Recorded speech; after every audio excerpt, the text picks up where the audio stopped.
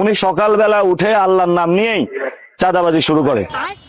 ঘুম থেকে উঠে মানুষ নামাজ কালাম পড়ে আল্লাহর নাম নেয়। ঠিক আছে, একজন আছে উনি আমার নাম নেয়। আমি আজকে আর কারো নাম নেব না।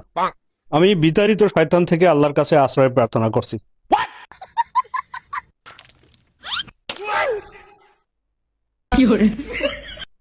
এই চান্দাবাজ সন্ত্রাসী দলের লোকেরা আমার গায়ে ডিম মারছে।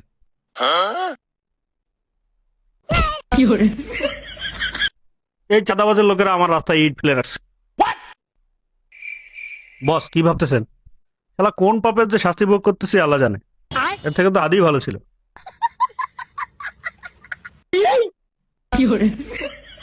বস কি হয়েছে? ওটা তো আমাদের পোস্টার না।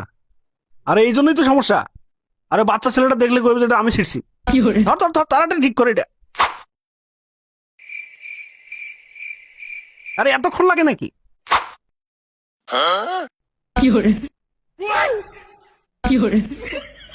এই আব্বাসের লোকজন আমার পোস্টার ছিঁড়ে ফেলতেছে।